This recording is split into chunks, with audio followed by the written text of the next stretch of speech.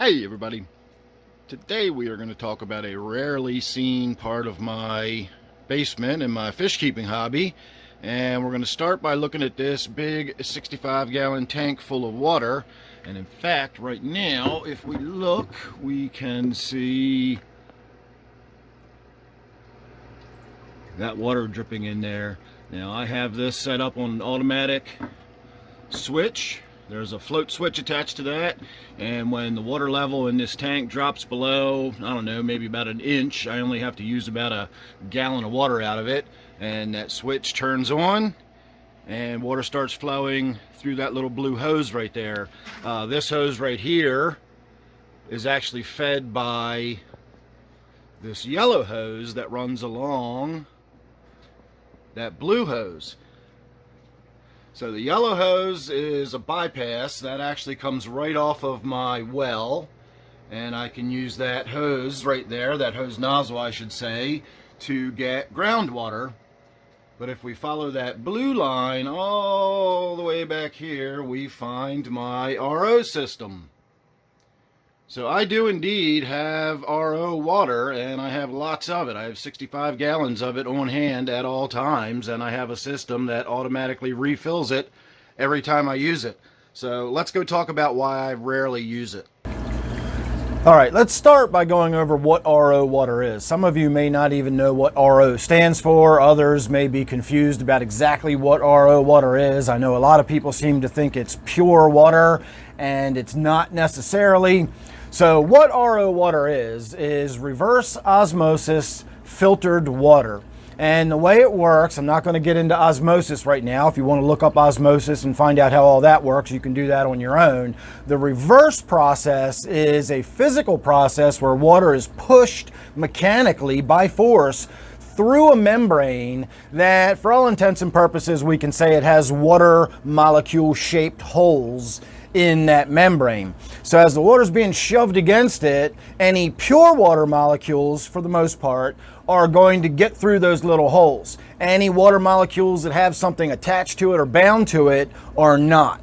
And that's why RO water is so wasteful. I'm not in a situation where I really have to worry about wastewater. My well never runs dry, knock on wood, and all my wastewater just goes back down through my septic system out into the groundwater and the water table, and it all just goes right back into the ground. So I'm not really wasting water. But depending on your location, you may need to consider how much water actually goes through an RO system to get you your end result RO water. So for every gallon of RO water you produce, at the best, you're going to dump 4 gallons down the drain. If you've got really hard water, you've got a lot of dissolved solids in your water, you may dump even more than that down the drain for every single gallon of RO water you produce. Now again, for me, that's not really an issue, but it is something to understand about how an RO system works. And when it filters the water, it filters between 90 and 95%. At best, you're going to get about a 95% reduction in whatever your starting value of total dissolved solids was. So my water usually starts out in the neighborhood of 200 parts per million. It fluctuates depending on the time of year, but I'm generally around 200 parts per million. My RO water usually comes out around 12 parts per million, so that's right on par for a good functioning system. And today I actually checked that little dribble of water we saw coming out, and that was showing 14 parts per million. So it's probably about time for me to replace my filters, but I use that water so infrequently that I just seldom worry about it. Now, if you're wondering why it was running, it's because I do use it, and I do use it for a very specific purpose. We'll get into that later, and there are a few other reasons why you can or should even use RO water. But most of the time, RO water is not necessary, and in a lot of cases, it can do a lot of harm. And I'm going to first start by telling a story of why I use the RO water and why I no longer use the RO, or why I have the RO water, but why I don't use it. Excuse me. And that is because when I first started keeping fish, everybody was saying to use RO water. It was like the magic bullet of fish keeping. If you use RO water, you won't have problems. You won't have algae in your tank. You won't get sick fish. RO water solved every problem you could ever imagine, except for maybe a burned out light bulb. RO water was the way to fix it. So, all right, I went out and I got an RO system. I did find out at the time that I had a fair amount of nitrate in my water. I did solve that problem with a different solution we can talk about in another video. But at the time, I went out, I got this RO system installed, got this big reservoir set up, and started using RO system, and promptly had the worst wipeout, death, fish disaster of my fish keeping career ever. I killed so many fish out of one tank. I devastated a tank. And back in the day, I kept expensive fish. There's a reason I don't keep expensive fish anymore. And this tank is one of those reasons. I lost almost $500 worth of fish, and they were valuable fish to me emotionally as well. They weren't just high dollar fish. These were awesome fish. I bought what I thought were Petricola at the time, Synodontis petricola. They turned out to be Lucipinus, but at the time I thought they were Petricola. I had 8 of them. I had a nice little school of them, a little group of them. I killed 7 out of those. I killed vampire pleco. I killed a golden spotted pleco. I don't even remember what they were now. This was very early on in my fish keeping. I killed a lot of really valuable fish. I lost 5 angelfish, all in one tank, all because I used RO water. Everybody told me to use RO water. It's good water, it's clean water, you'll get all those impurities out. And so that's what I did. And I didn't even use pure RO water. I did a big water change, and while the tank was refilling with my tap water, which is softened water, sort of, I added RO water at the same time from that reservoir. I just let the hose gravity feed into it. So I probably did 2 parts of tap water for every 1 part of RO water. And yet it dropped the total dissolved solids in the tank so radically and so quickly, it was devastating. It killed so many of those fish. It was just devastating. And so I started doing research into what just happened, and I found out that as much as everybody likes to talk about how great RO water is, understanding our water chemistry is only part of the equation in the hobby. Understanding how that chemistry impacts our fish's physiology is the other part, and that's the important part. Knowing what kind of water for what kind of fish is really important, and RO water is not good for any kind of fish.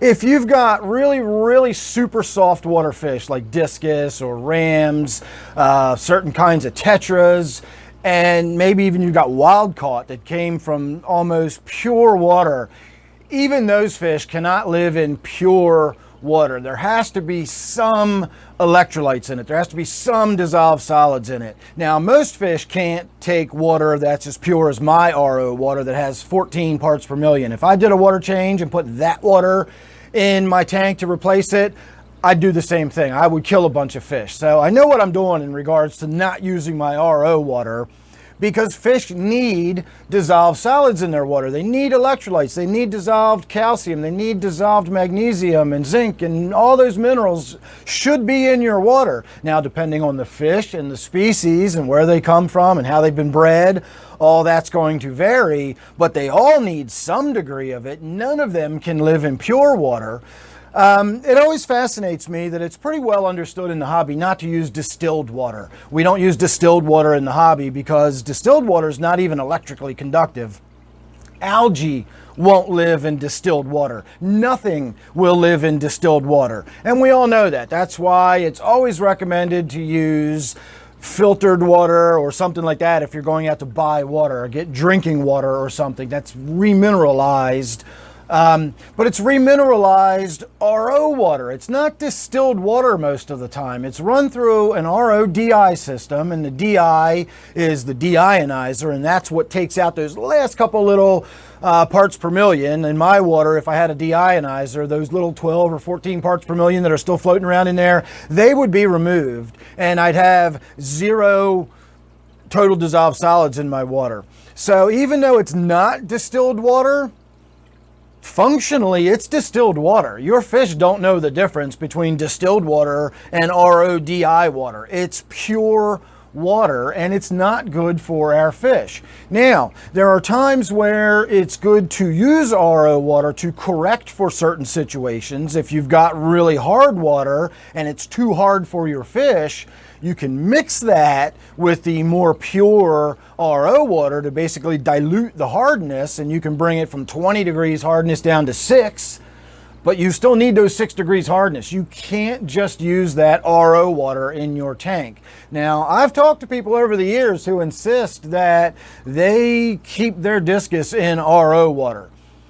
Maybe they start out with really, really hard water and it's got 900 parts per million dissolved solids in it, so their RO water still has 90 or 50 parts per million or something. I don't know. But if they're keeping fish in pure water, they're doing something that nobody else can do, because algae cannot live in pure water.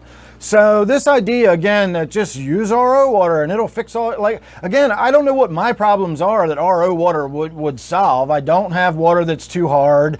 I remove the nitrate by a different means. Nitrate's not really an issue. That's sort of what started me down this whole road to begin with. I paid too much attention to all that nonsense about how red is dead and nitrate's the silent killer and your fish are gonna die. And once I found out I had nitrate in my groundwater, I was desperate to find a way to get that out of there so that my fish didn't die. And I wound up killing a bunch of my fish because I overreacted. I used all this RO water, and I killed my fish because of it. My fish don't need RO water. My tanks probably have anywhere from 200 to 400 parts per million dissolved solids in them.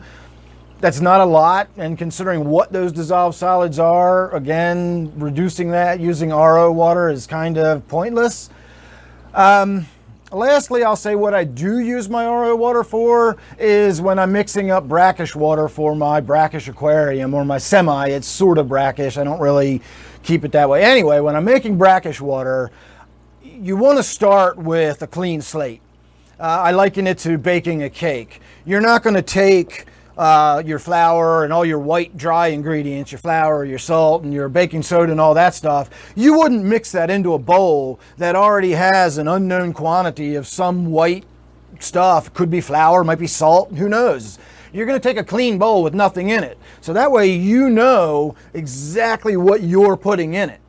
And making up marine water, salt water, brackish water is the same way. I want to start with water that has nothing in it, you know, that empty bowl, and then I'm going to take my marine salts and I want to put in it exactly what I want to go in it. If I'm taking water that already has 200 or 300 parts per million dissolved solids in it, I don't even know what they are, and here I'm mixing more stuff in on top of that and don't know what I'm mixing in with. In my case, that's never going to be an issue. But if I've got access to RO water, I should certainly use it if I've got it. So that's what I use my RO water for. I do it for occasional testing means and so on and so forth. But in the absence of trying to really mix it with water that's too hard or has something in it, if you had polluted water, if you had well water and you found out you had heavy metals like mercury or lead or something was in your groundwater, or there were pesticides in your groundwater, then an RO system would be good. You could, you know, reduce all of that with your RO system. You'd still have to remineralize the water though. You'd have to put it in a tank that has, you know, aragonite or some kind of way to remineralize that water. Just using that pure or very close to pure water physiologically is not good for your fish. The reason we put aquarium salt in our tanks is so that fish have easy access to some dissolved minerals that they need, in this case sodium. And sodium's not a mineral, but you get the idea. They need the electrolytes in the water. Fish need stuff in their water, and using pure water is just not recommended. I don't recommend using RO water except for those certain circumstances that I've just highlighted. Just doing a water change and just putting RO water back in your tank, not a good idea.